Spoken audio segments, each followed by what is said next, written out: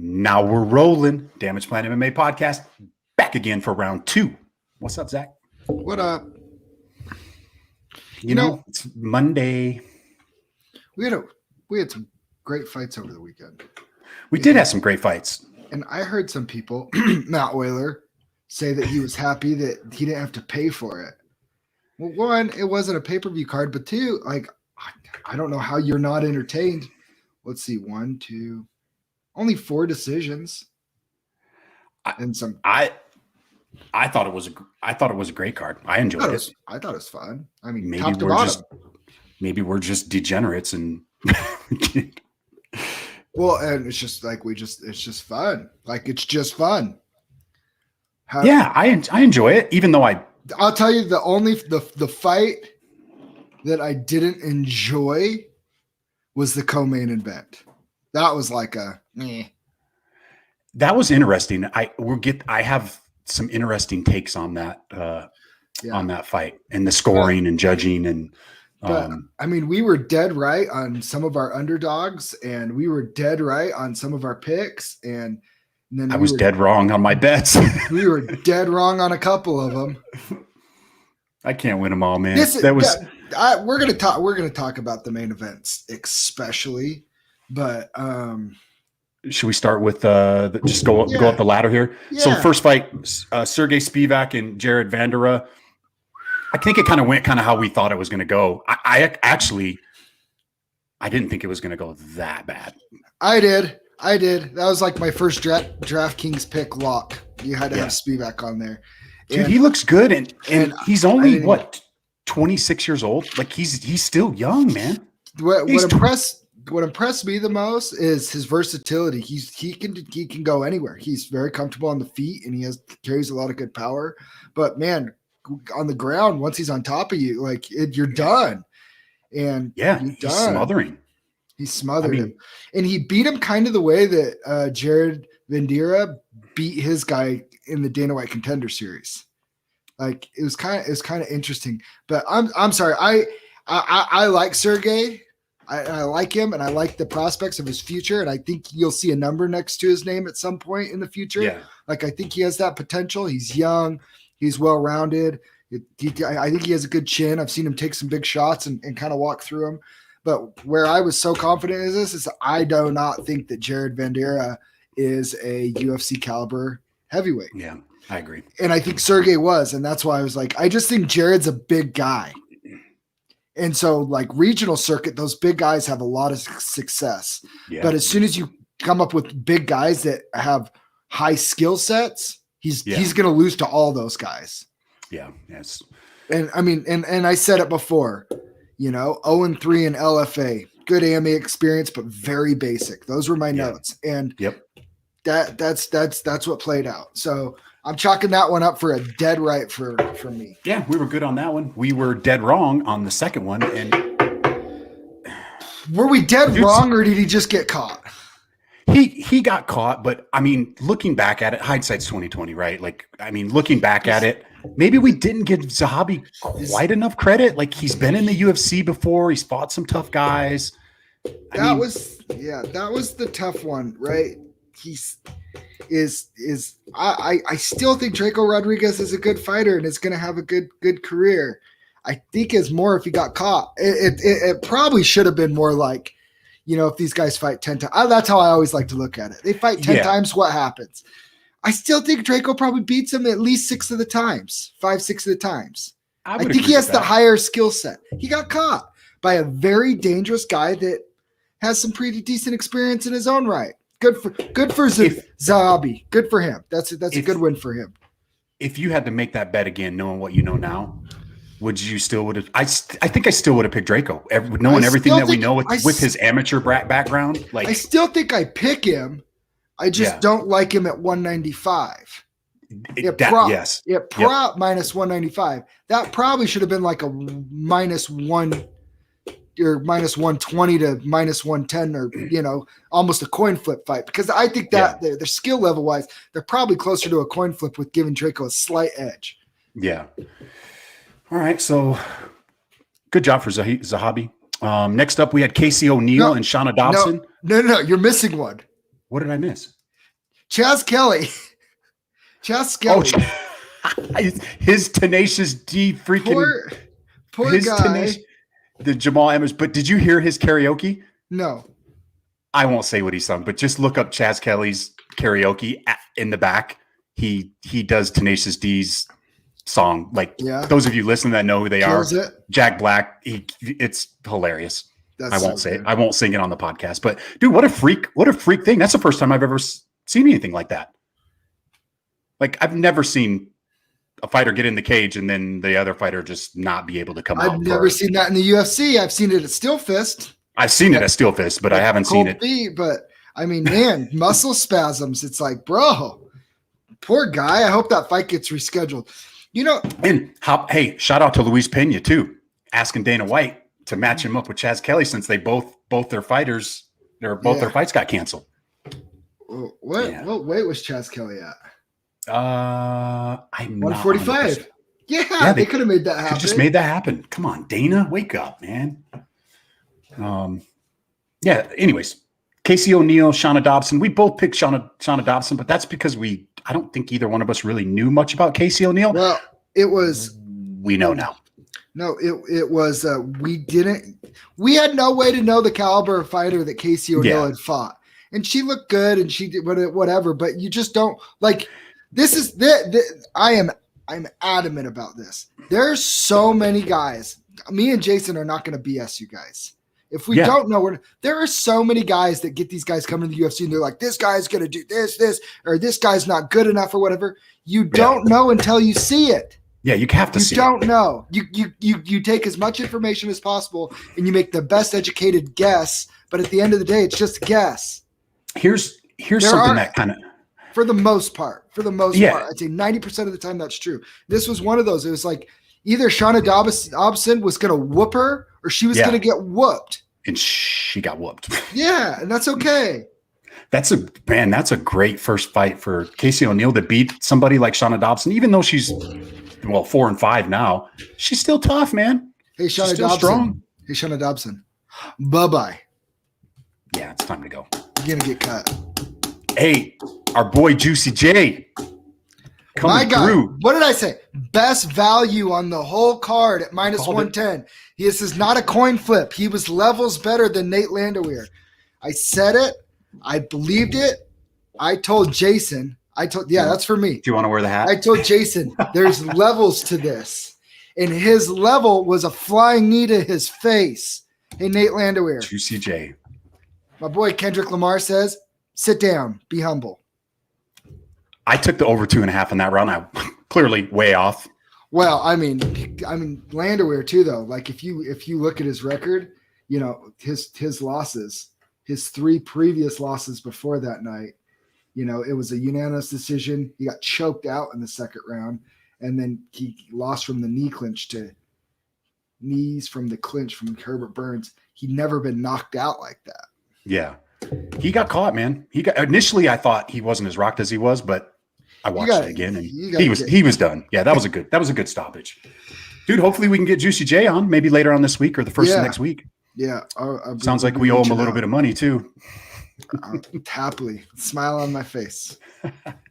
Next up we had John Castaneda and Eddie Wineland.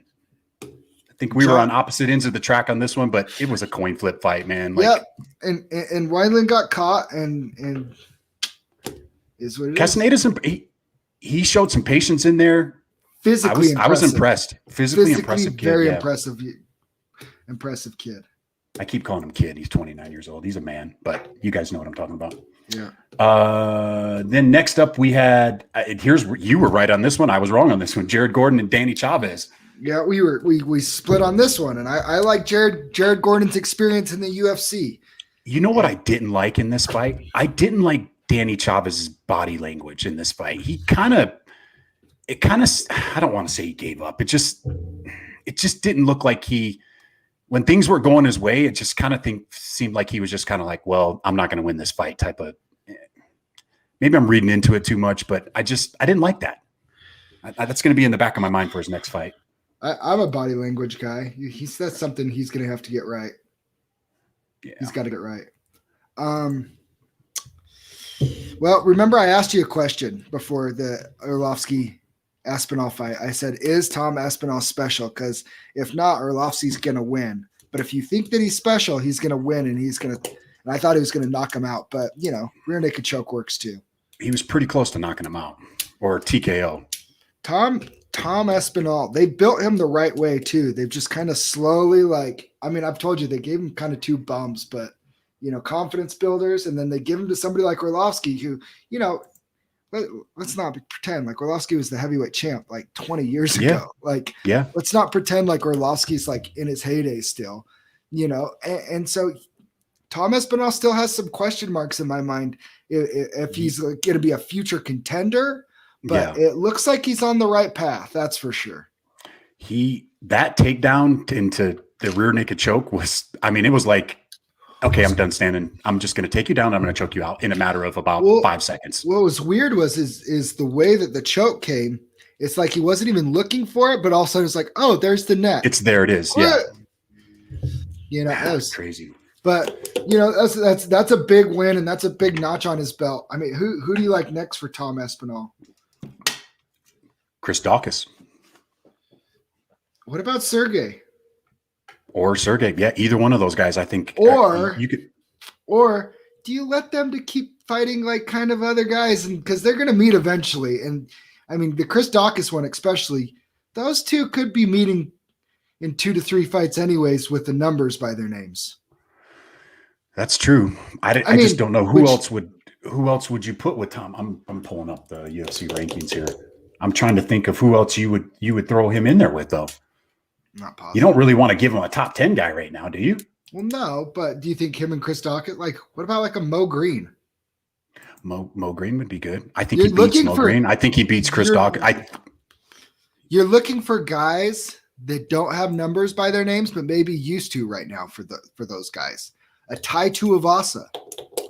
That's a good one. Those types of guys, because if they can go in and convincingly beat those guys, then they're ready for the guys with numbers by their names. But maybe somebody like Ty gives one of those two. Like, I think Tai Tuivasa and Chris Daukaus is a great fight. That's the fight I'd make for Chris Daukaus is Tai Tuivasa. Tom Aspinall, maybe a Mo Green. You could do Mo Green. Yeah, he's not ranked. Marcin Tibura is number 15. Tanner Boser. Tanner Boser would be a good one. These are some, the heavyweight division, we've always talked, it's not very deep, but there's some decent young prospects coming up in that division. The depth could be filled out here in the next couple of years. Yeah, fun fight, man. I'm impressed with that guy though, Aspinall. Phil Hawes, Nasruddin Imavov. We nailed that one together. Yeah, you know what? I was listening to I like to listen to a lot of other podcasts and see other guys' picks, and sometimes I let them get in my head, and I almost pick Imavov, but you can't discredit Phil Hawes' wrestling, his overall strength, his athletic ability. The guy's he's an athlete, man. And he can take some shots too, because he was almost finished. I was sweating it at the end. He almost got knocked out with like 15 seconds left. He was rocked. I don't think he was really rocked. I think he was tired. Do you really think he was rocked? I think he was tired. He probably looked pretty a combination of both. Well, you usually get knocked out when you get tired, right? But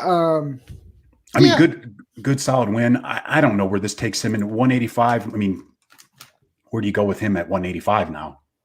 Do you give him a Brad Tavares type of guy, Edmund Shabazian? Do you give him one of those guys, a top 15 guy? Or do you still kind of? I think he has one or two more before that. Yeah, he could make some noise.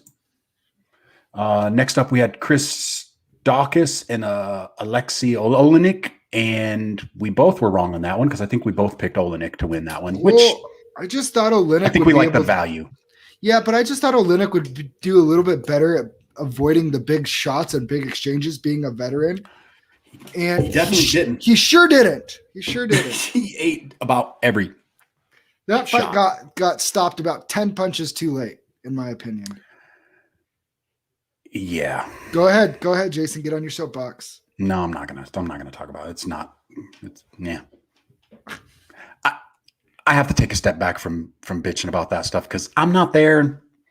I don't want to be the armchair quarterback telling Herb Dean how to do his job. Derek Minner and Charles Rosa, I was wrong. You were right on this one. I actually thought it was going to be reversed and that was going to happen the other way with Rosa winning, but Minner looked good, man. Hey, we have our first rule. We don't bet against Russians. But number 2 should be is we don't bet against James Krause's guys. They're pretty dang good. I like James Krause's guys. And Derek I love listening to him corner too. And Derek Minor was good. I mean, James Krause, for as good of a fighter as he is, he's a way better coach and corner. He's great coach and corner. He's a great corner. Yeah, great corner. Dude, that's 2 fights in a row now for Minner. He's beat TJ Laramie and now he's beating Charles Rosa. He's going to put together a nice little run. Yeah, maybe we could see him doing some damage in 145 in a stacked 145 division. Do damage. 2 damage, baby. All right, let's talk about the co-main event. Yana Kunitskaya and Caitlin Vera. Kunitskaya. Kunitskaya. Thiago Santos' girlfriend, right? Thiago Santos' girlfriend. You know what? Initially, I thought Vieira should have won that fight. And I went and looked at I rewatched the first round twice after because I was trying to get an idea of how they were scoring. So you had on two of the judges gave the first round to Vieira, and one judge gave it to Kunitskaya. And when I rewatched it, I'm like, what the hell? Why? How could you give this? How could you give that to her? Like she was on her back the whole time. But when you rewatch it, Vieira wasn't doing anything. All she was going for was position. She wasn't throwing any strikes. She wasn't doing any damage. Lay and pray. And Yana was active. She was throwing shots. She was throwing elbows. And then, which is weird. Somebody gave, who was it? No, they all gave Yana the second round. And in the third round, 2 of the judges gave it to Yana. One of the judges gave it to Vieira. Yeah. Weird. Which is very weird. I'm curious of why that was scored that way. And it was almost a replay of the first round, but I thought Vieira was going for submissions while she was on top that time. She was actively hunting submissions. But Yana did a lot of damage in those last 10 seconds. Was that enough to – obviously it was enough to overtake that? What was your take on it? I thought that Kunitskaya was the more active fighter, but I thought that Vieira controlled the positions and was in the dominant positions. And so it was tough. My initial reaction was bad decision. Didn't like it. Not like a highway robbery by any means, but like from what I watched the fight, I thought Vieira won and controlled the positions. I thought Kunitskaya. There's the other thing. There's looking busy and then there's causing damage. Yeah. And I thought Kunitskaya, a lot of those strikes that like she got counted heavily for, I didn't really see any of those. A lot of those as like super damaging. You know what I mean? Neither one of them really. Nobody was just really causing damage. So one just looked busy while the other one was just laying. It's like, and again, I probably thought it was the most boring fight of the whole night, to be honest. It just wasn't super active. But I mean, I could see, you know what? If you're Caitlin Vieira, the only person you have to blame is yourself because you just weren't that active. No, she was not throwing shots. Did I think she won the fight? I do. I kind of thought she won 2 of the rounds, but I'm really not that mad about it when it's like, dude, it's a fight. Yeah, after rewatching it's a fight. How do you win fights? You cause damage. She didn't really do anything to cause damage besides the second round being aggressively going after submissions.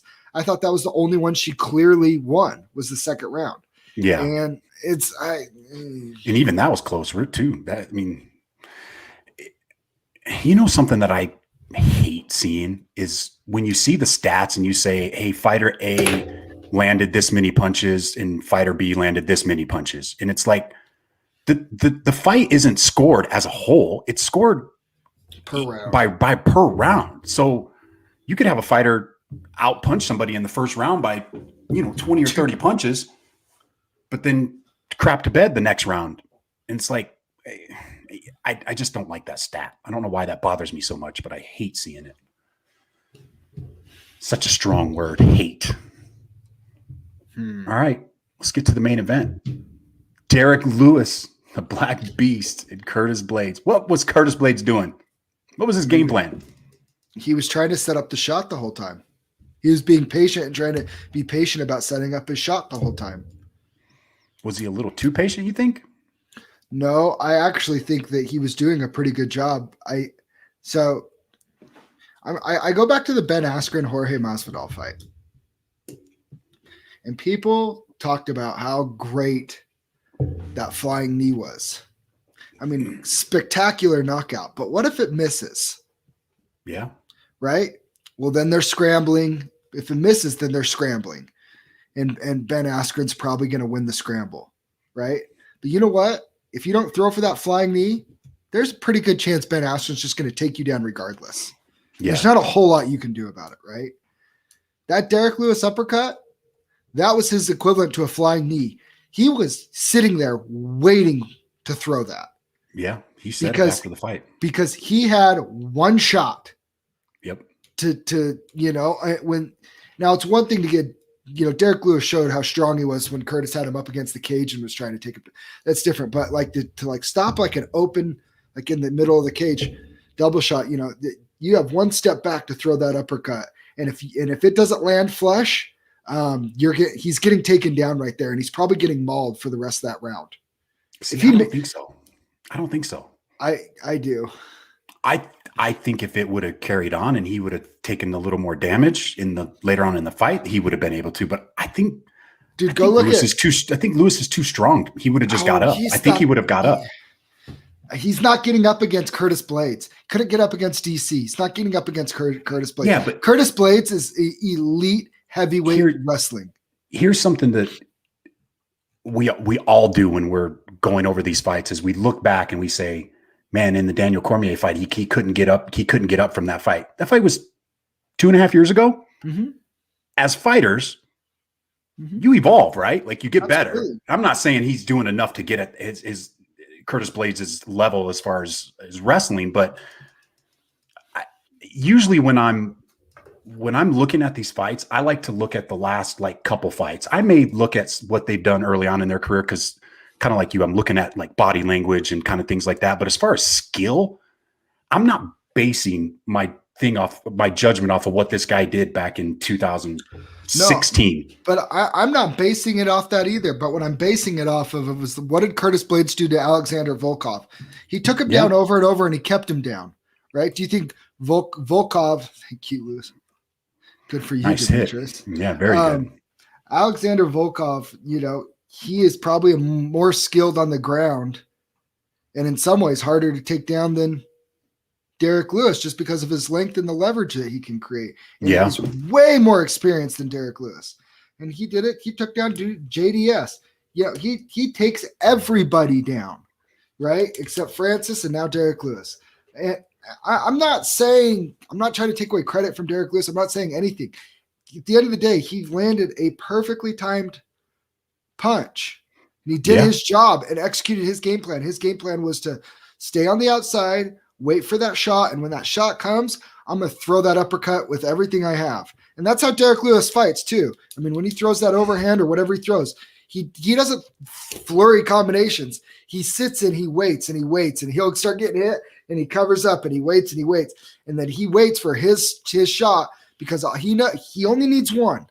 It's the same thing as Francis. He only needs one, and he'll put somebody's lights out. He did it. I still firmly believe they fight 10 times. Curtis Blaydes beats him 7 or 8 out of those 10 times. I really do. Is Derek Lewis the modern day Tank Abbott? It's got to be. It's similar. Gotta be. No wrestling, no background, no boxing background. Just a college football player. Strong, just a big, strong guy. College football player. I mean, played defensive line at the University of Texas. And that's pretty impressive. You got to be an athlete to do that. That does help. Yeah, freaking athlete. But yeah, he doesn't try to hide it.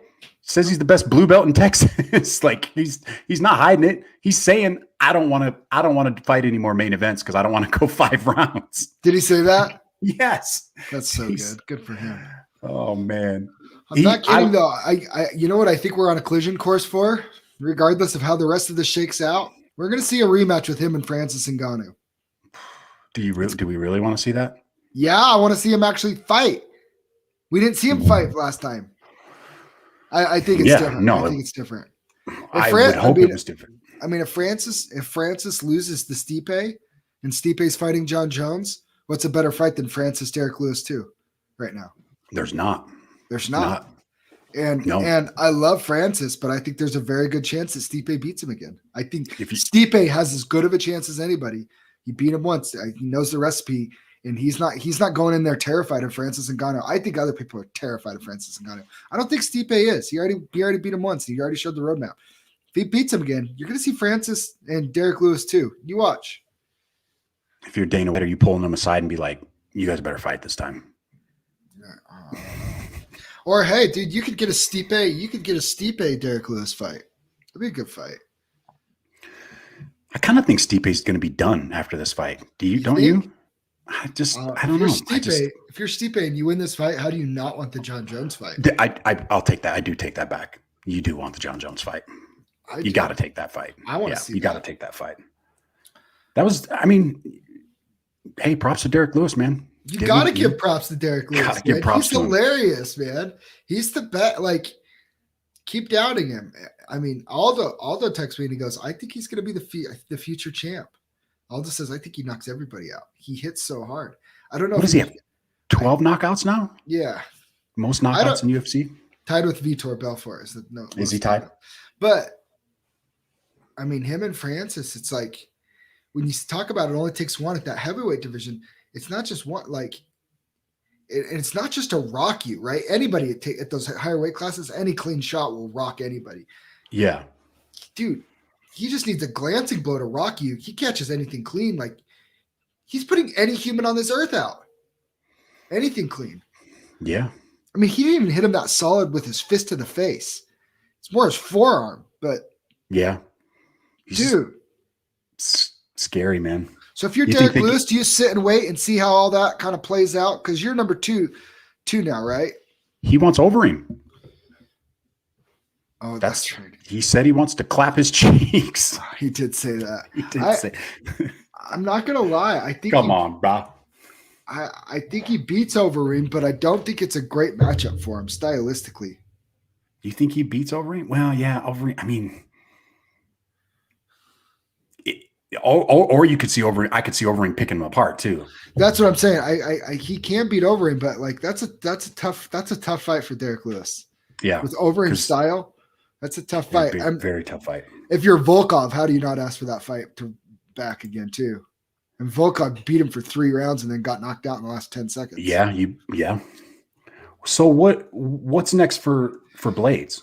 What do you see next for him? That's so tough because now he's only lost to Derek Lewis and Francis, right? Francis, yeah, he's beat everybody. You know, but he's beat Volkov, so you know he's not getting the Stipe fight. He's not getting the Francis fight. Rosenstruck, winner of Rosenstruck, and that was what I was going to say. Gaines, yeah, I mean, that's probably it, right? Because just lost to Lewis. He already beat Volkov. He's already beat Overeem, who's now his teammate, so they're not fighting. And then it's Gain. That's it. He already beat Shamil Abdurakhimov, whatever. Did I say that right? That wasn't Shamil, was it? That was pretty darn close. Shamil. We'll call him Shamil. Already beat him. And then, I mean, you have to go all the way down to number 9, Augustus Sakaki, of somebody that he hasn't fought yet. Yeah, you don't. He's not fought. He's not going down that far. No. So yeah. So you got to give him the winner. Give him the winner of that fight. Gaines and Rosenstruck, I guess. What do you think of that one? I know we're going to talk about it later, but what's your initial take on that one? People, I might get some hate for this. I don't know if I will, but I think Rosenstruck is the most overrated top 10 guy in the UFC in any division. I don't think you're alone in that. No, I don't think you're alone in that at all. That's not a super hot take. Yeah. I don't think it's, I think a lot of people kind of feel that way. I mean, let's look at his record here. You're looking at it. He had the win from Overeem, but let's face it, he was losing that fight. He was 4 seconds away from losing that fight, but he did his job. He won the fight. He knocked him out. I mean, who is he really beating? He beats a old washed. I shouldn't say washed up. I hate saying washed up, but Junior Dos Santos. He just beats Junior Dos Santos. I don't think he gets past Gain. I think Gain beats him. Should be interesting though, because they both have that kickboxing background. Should be a good fight. I think Gain's way more skillful though. I think Rosenstruck, I think he got lucky. His big moment was the Alistair fight, and I think he got lucky. If I'm Alistair, I want that fight back. Yeah, I would. If I was him, I'd want that fight back. Yeah, it's gonna be good. Dude, how excited are you for the fights this weekend? On a scale of 1 to 10? 12. I'm so stoked. I ran into Razor Sharp yesterday. Got us a couple shirts from Mr. Razor Sharp. He's ready to go. Ran into Trevor Bradshaw yesterday as well. No, he's ready to go. He's always ready to go. Trevor's always ready. I'm really stoked for that fight. I was telling him yesterday, I'm like, man, if there's one fight on that card, I'm excited for all of them. But yeah, that's going to be a darn good fight. Man, this card next weekend's a little underwhelming, which means it'll probably be awesome. Well, we're going to miss it because we're going to be at the Fierce fights. Well, I'll have it up on my phone. I'll have it on my phone. It's not too bad. You got Dustin Jacoby and Maxine Grisham, Alonzo Menefield, William Knight. That should be a good one. Thiago Moises and Alexander Hernandez. Did you see somebody did a side-by-side of Alex Caceres and Angela Hill? Yeah, I have seen that on Twitter. So funny. Oh. What do you oh man, this welterweight division's getting messier and messier. Now Usman's saying he doesn't want to fight Jorge. Which I don't want to see anyway, so I don't really care about that. No. But he needs to fight. If he doesn't fight this year, I'm taking him off my list. Like, I told if he does not take another fight this year, he's off my list of one of the greats. But that's what I told you, dude. Like that, if people can't figure out why he's not popular, it's stuff like this. I don't understand why he doesn't fight Jorge. He should be like, yeah, let's do it. UFC 261. What's the soonest pay-per-view I can get on? We'll fight and I'll beat him and I'll smash him. And like, it's what some of these superstars are missing. And I hate to keep going back to it because he just lost whatever.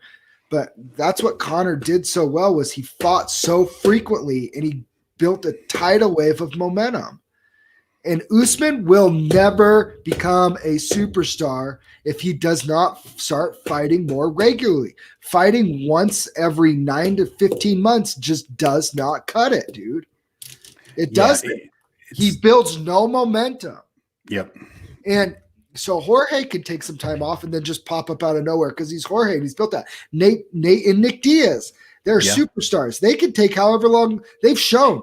Nate Diaz took 3 years off and then came back and beat up Anthony Pettis and then got on the mic and cut out that sweet promo calling out Jorge Masvidal. And dude, he's back and it's like he's a superstar.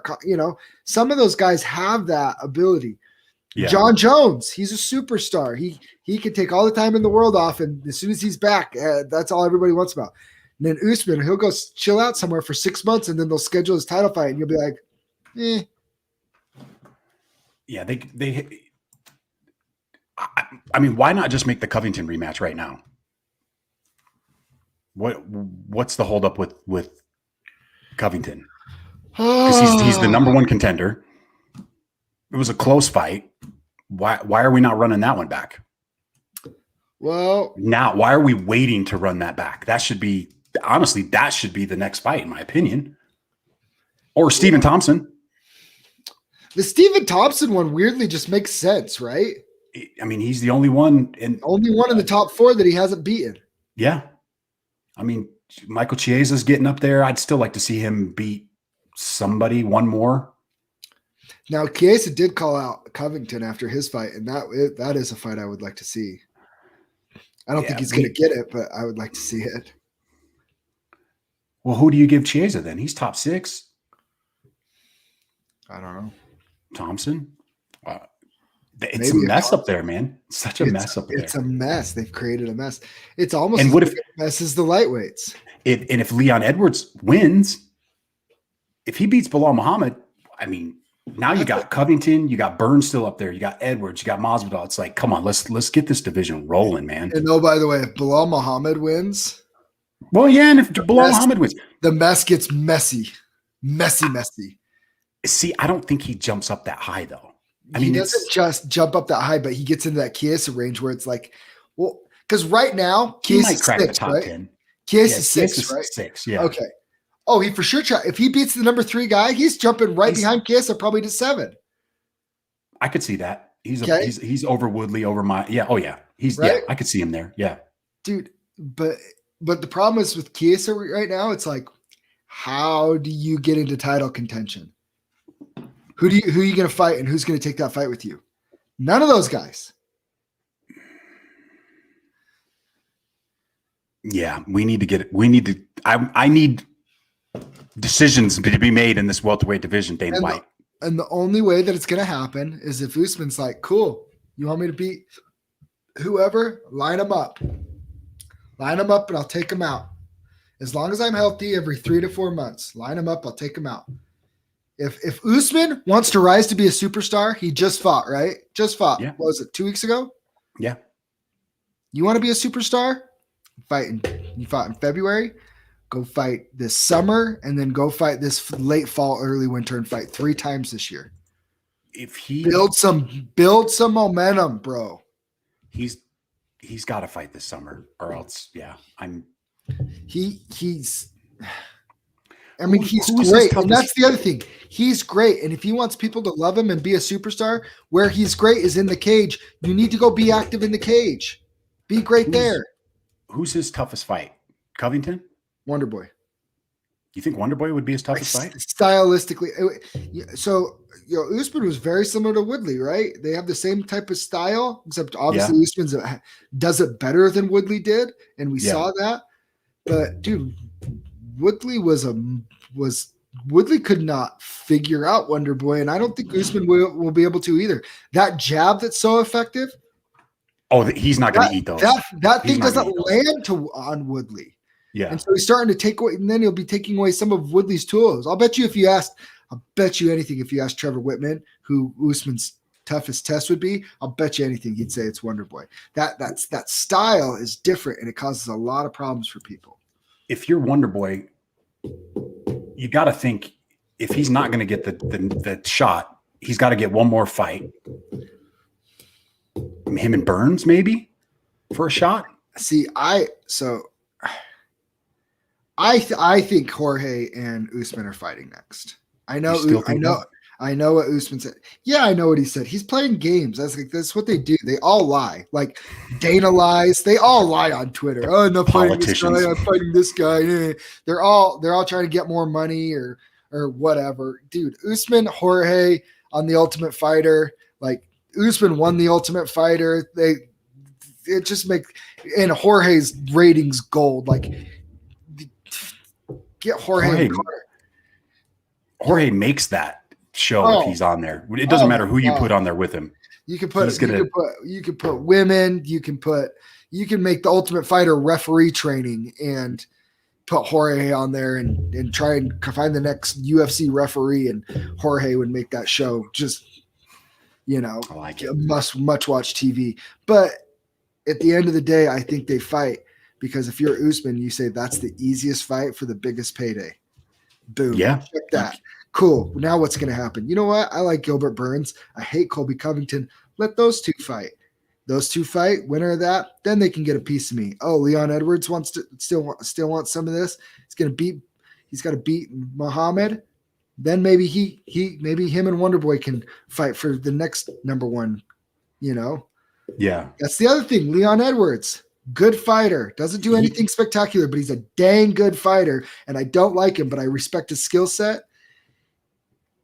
I still think he beats Belal Muhammad. I don't think it's a guaranteed title shot. I think definitely no. They're gonna make him fight one more, and He's gonna, then the fight. But it's like, dude, be active. You haven't fought in 18 months. Just show some activity. Build some momentum. You become undeniable. That's what got Conor his title shot the way he got it, is because he was so active and he was on everybody's mind constantly. Because it was like, here's the fight. Within a week or two, he's scheduled for his next fight. It's like, boom, okay, scheduled. Diego Brandao, cool, boom. And then he moves on to Dustin Poirier. Then he moves on to Max Holloway, tears his ACL, comes back, boom, knocks out whoever, and then knocks out Dennis Seaver. And then it's right there. It's like, dude, you got to build momentum. Yeah, you do. You do. I mean, look at Dustin Poirier. That's what's gotten Dustin. That's what's put Dustin from being a good fighter to being kind of a star now, right? He's been actively fighting and putting on great fights, multiple great performances over the last couple of years. He had a good showing against Khabib. He beats the brakes off Dan Hooker. He knocks out Conor McGregor, and now everybody's talking about Poirier's the uncrowned champion if Khabib walks away. That doesn't happen unless he's active. That's another division we need answers on. Khabib, are you retired? Are you not? He's retired. Dana's just jerking us around. Dana needs to just pull the plug on that. And I mean, I get why he's not, but he just needs to. They just need to make Poirier versus Oliveira happen for the belt. Did you see that kid? Did you watch that fight?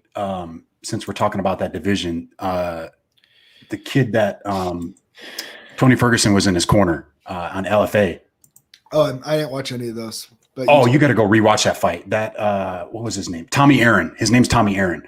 How was your boy Nate Smith? He's horrible. That was bad. You don't need to rub it in, Zach.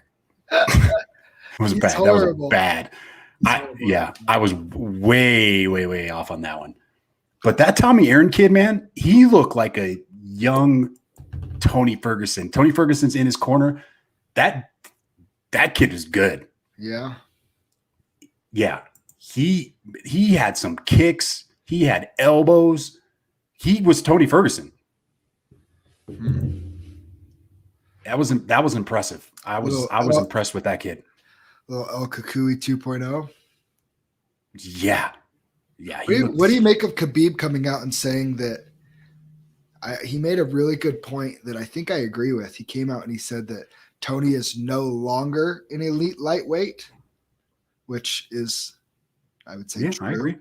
Yeah. Right? But he was. Yeah, I think he was. Yeah, I don't think he was. Yeah. But Khabib says that he doesn't think he ever was an elite lightweight. Yeah, it's kind of, I mean, we've talked about this in the past. Then You rattle off 9 wins, you're good.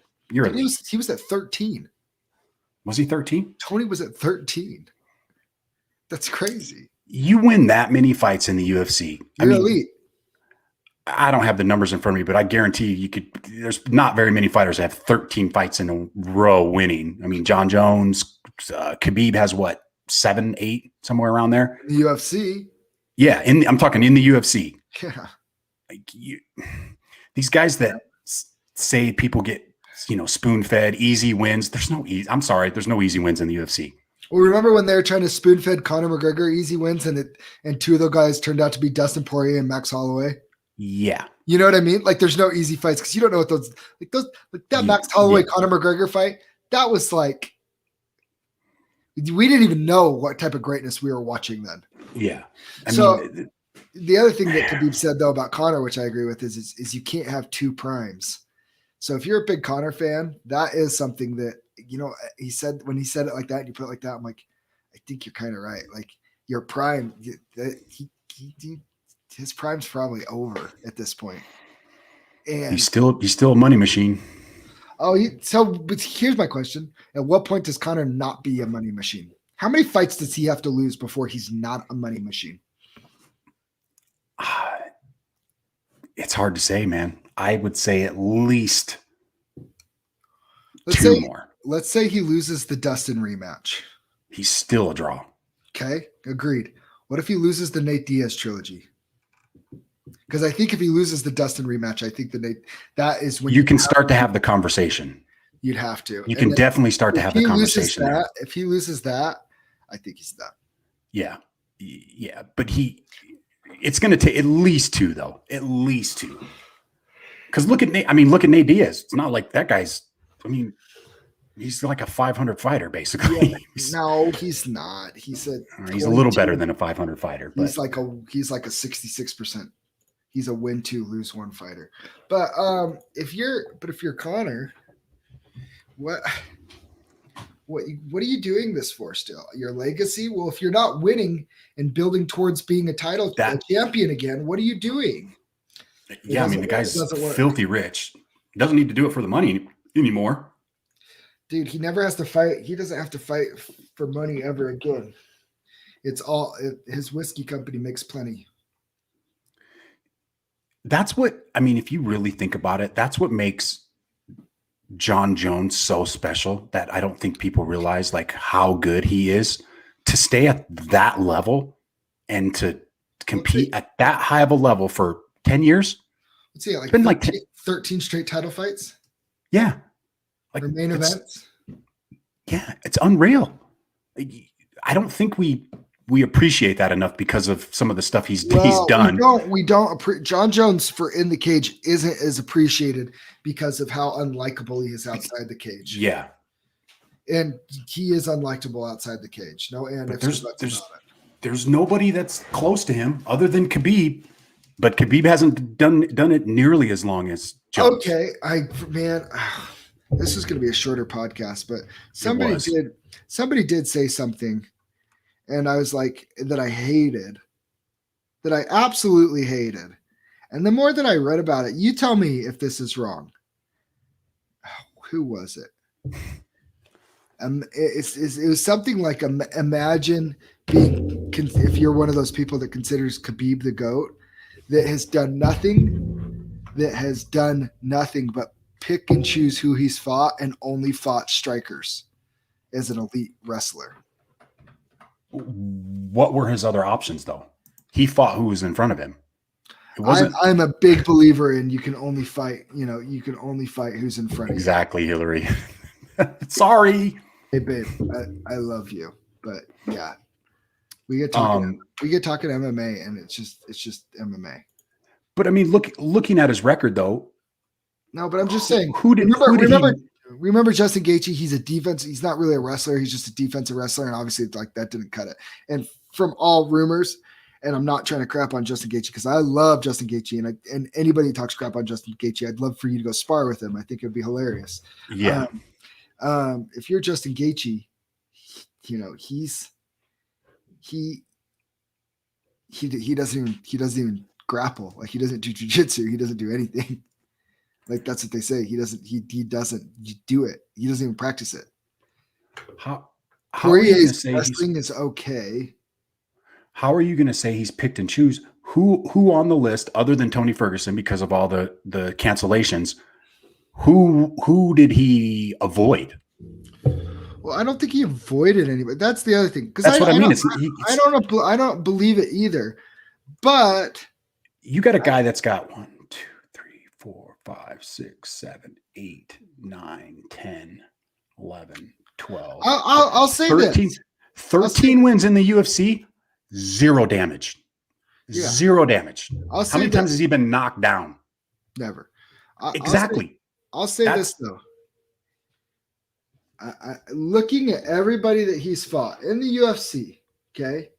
Looking at everybody that he's fought in the UFC. Yeah. And what's even scarier, he's never fought better. Yeah, I know. But this is always going to be the knock. This is always going to be the knock on Khabib if he decides to stay retired, which is totally in his prerogative to stay retired because he is 29-0, and mark my words, nobody else is ever getting to 29-0 in the 155-pound division running through the UFC.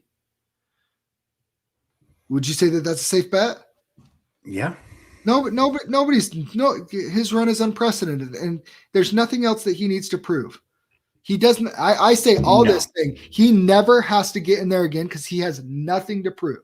Now, look at everybody that he's beat, especially his last 6 fights. Yeah. Michael Johnson, Edson Barbosa, Ali Quinta, McGregor, Poirier, Gaethje, and down the road, down the line a while ago, he fought RDA, and RDA is a different animal than he did fight him.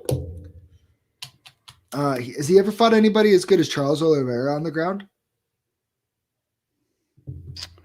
I mean, people were saying Justin Gaethje's wrestling was supposed to counter all that. His takedown defense. But I'm talking was supposed to. But I'm talking about skills on the ground. Have you ever fought anybody like Charles Oliveira's level? The answer is no, he hasn't. Has he ever fought a wrestler like a Michael Chandler, where Justin Gaethje is a defensive wrestler? Has he ever fought somebody that will like get in his face and try and take him down and wrestle him like a Michael Chandler? No, they weren't there until now. I know. That's why I'm saying you can't.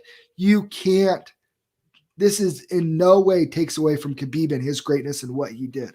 Yeah. He never the Tony Ferguson fight. Tony Ferguson and him are equally to blame multiple times. Each of them both pulled out of that fight multiple times. Each of them. Yeah. Khabib due to weight cut issues and injury issues. Tony due to blown ACL and whatever. Like, you know what I mean? Like, I would even argue this. Benelli Dariush. He's never even fought anybody like that. Dariush is a monster on the ground. He is a monster. With as good as Khabib has looked in his last couple fights and the way he's gotten better, I am not even beginning to suggest that those guys beat him. Yeah. I'm just saying. But I see your point. He's never been challenged the way that I think that those guys can challenge him. Doesn't I'm not saying he doesn't take him down. I'm not saying he doesn't maul him. I'm not saying he doesn't finish him. I'm not saying any of that. And he has gotten better. He's entered in right now is like the prime. He is Barry Sandering us right now as we speak. He is. He's pulling a Barry Sanders. Damn you, Khabib. Walking away while he's still in his physical prime. But he doesn't have anything else to prove. He doesn't. Not to me anyways. If people want to I don't want to see the GSP thing. The thing that interests me the most is the Usman fight, just because he's so much bigger an elite wrestler. You know, that would be interesting. If he does that to Usman, then it's like, okay, like, you know what I mean? It's like, okay, yeah, okay. We see it. I don't think we see it either. But nobody even has to like stress Khabib. Like, we've never even seen. He hasn't even been like tested really. Like we've never seen like somebody take Khabib's back. Yeah, take him down or rock him, drop him, cut him, rock him. Something. He got rocked in the Johnson fight. He got rocked in the. He got rocked in there. I mean, you know, maybe the leg kicks added up a little bit in the Gaethje fight, but he said that was the hardest he's ever been hit or kicked was Justin Gaethje. But anyways, I digress. It's just something to think about. Oh, can I end on one little rant real quick? Yep. Anybody that is posting or memes or laughing or making fun of Curtis Blaydes for getting knocked out, I think you should be sentenced to 3 minutes in a cage with either Derek Lewis to see if your result is any different or with Curtis Blaydes. And good luck with that. I do. Now, I mean, I got sent one funny meme because if you see it when he gets knocked out, like I did see that. I had somebody send me that and like, look, he's okay too. And we got a good laugh of that because of the backstory with everything. But anybody that makes fun of these guys for going in there and then getting knocked out and like making fun of them for getting knocked out. I saw one guy on our boy Garrett's page. I saw that he's too. Doing that little turd, and he's freaking got soccer, like is his background, like some soccer team or whatever. You should probably stick to soccer, you wiener. Just saying. Because those soccer players get sneezed on and they jump and fall and flop around and then they spray this magic spray and all of a sudden they're better. Like you got to be kidding me. And you want people to respect Remember soccer. That one? Yeah, and then you want people to respect soccer, but then you're like teasing Curtis Blaydes for getting knocked out. You go in there. You go in there. Take a shot from him. Yeah. From Derek Lewis, or you know what? Go spend 3 or 5 minutes with Curtis Blaydes. Like if it's so funny. Like, dude, you have be like The lack of respect, it drives me crazy. It drives me nuts. How funny was it that Derek Lewis tweeted he can't wait for Black History Month to be over with so he can make fun of Curtis Blaydes for talking trash? Well, Dude, but that's the other side of it. Unless you are putting yourself in there to be knocked out as well, right? Yeah. I'm not going to go and like post like memes. I don't think I have before, but I'm not big on like posting memes of people being knocked out and making fun of them getting knocked out or whatever. But guess what? I go in there every once in a while and give somebody the opportunity to knock me out, and that could be me on one of those memes down the road. Hey, I'm guilty. I posted the guy that was like 2-41 in the group, and as a laugh. But hey, I didn't post his name, 1, and 2. He's better than I am because I'm not getting in there. So it wasn't necessarily a dig at him. It was more of a dude. That's a dig at an athletic commission. Yeah, it's like, come on now. But like, that's a little ridiculous too, because dude, you're 2-41. I'll take a dig at him. Hey, bro, get better. He lost like 27 times to rear naked choke. He's not the only one. There's another guy too that's worse. What? There's another guy with a worse record. That's like 1-43. Dutch. Yeah, Dutch commented on there and thought, because I deleted his name. So Dutch said the name of another guy, and I looked him up. I'm like, no, it's not that guy. It's actually this guy. Oh my gosh. Yeah. Well, I don't care. Hey, they're gonna put their name to it. Like, I'm not making fun of. Like, you can criticize them whether they should still be fighting or not, and if they still want to fight, like they can still fight. Yeah, but you don't make. I don't like making fun of. I don't like people making fun of other people getting knocked out and getting hurt. It's this culture nowadays. It's all over World Star Hip Hop. Everybody's laughing about somebody getting knocked out and ha ha ha and look at this guy. But so I had a former coworker at a former insurance company that I worked with that doesn't need to be named, and he worked with another agent at that company. And when I posted a picture, this was 2 years ago when I was fighting Elias Landau, and he said something about, he's like, "Oh, I hope Elias knocks you out," or something like that. And he posted, and he thought it was funny. And so I was like, "Dude, that's disrespectful." Yeah. And he's like, "Why?" And he didn't get it. I'm like, everything was just a joke to him, right? It's just joking. It's just a joke. And I was like, yeah, but like, this is like I'm going in there. Like, one, you're saying like, you hope I get knocked out in front of my wife and kids. Like, that's not cool. And then 2, it's like, you're saying you hope that, like, it's a reality and it's a consequence. It could happen, but you like hoping and cheering for that. And like, you're supposed to be like, we're like, that's not cool. And then he like left, he worked for another insurance. I'm like, don't be disrespectful on my page, like about my stuff. Like, if you want to go do it somewhere else, like whatever, but like, don't come onto like my post and my page and be disrespectful. Yeah. And then, and he's like, whatever, dude, you're just being overly sensitive. So on his page, he got highlighted at his new work for being an employee of the month or whatever.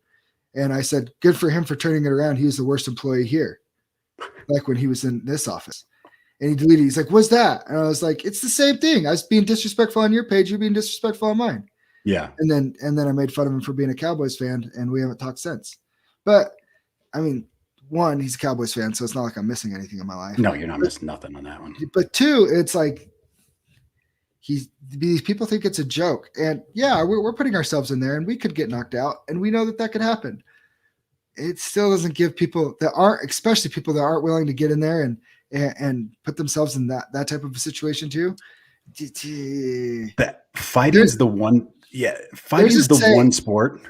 Go ahead. Sorry. I was gonna say, there's a saying at our gym, and Aldo says all the time: respect or lose your teeth.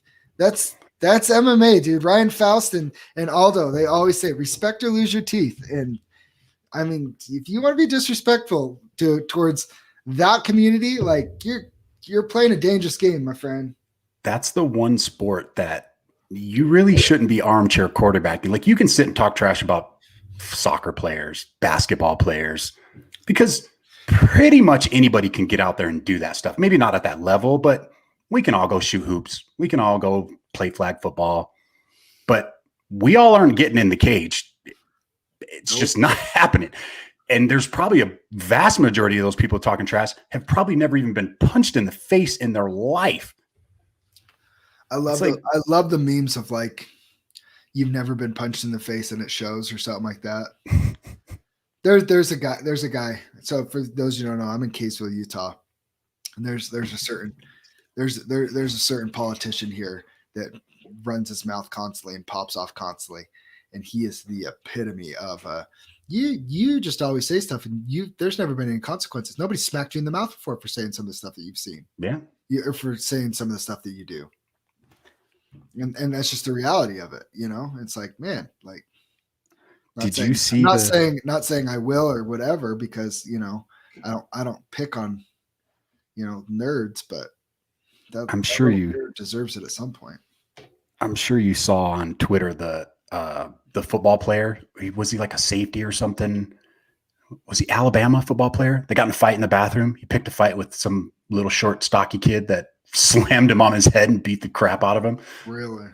Oh, it was he was like I don't think he was like a major player on the team, but it was like a big college, and I can't remember what it was. Anyways, they showed it, and it was in the bathroom at a bar. You could tell the guy's drunk, but he's talking trash to this little shorter guy, and little shorter guy teed off on him, slammed him on the ground. His buddy got slammed on the ground, and they just get worked. I heard a story, and I could probably say it because the time has probably passed, but I heard a story about a certain local fighter. I won't say his name. We'll just leave it at that. This was about 20 years ago. Very popular local fighter that's been at the next level. Anyways, fighting this weekend? No, but he's been at the top. He's been at the elite level. Local fighter, big name fighter. I was in the car business, so I heard a story about one of the guys that I worked with went to this bar and was mouthing off to this guy in the bathroom. Well, little did he know that guy in the bathroom happened to be a pretty badass fighter and worked him over pretty good. Does it rhyme with Erkman? Yes. Yeah. Okay. That would not be somebody that you'd want. Don't judge a book by its cover, folks. Yeah, when I worked security, there's a couple local guys that came in a couple times that I knew because I've always kind of followed the scene, and they'd be in there talking trash. Somebody'd be talking trash to them, and I'm like, dude, you do not talk, because I cannot stop this guy from kicking your ass. I can't. I can't. Two, I do not get paid enough. I'm not doing it. Yeah, I'm not going there. Oh man. All right. Should we end this one, because we got another one in another 30 minutes? Yeah, I got to pee, and I'm sure you do too. I do too. All right, we out. We'll see you guys in 30 minutes for another Fighter Spotlight. Peace. Bye-bye.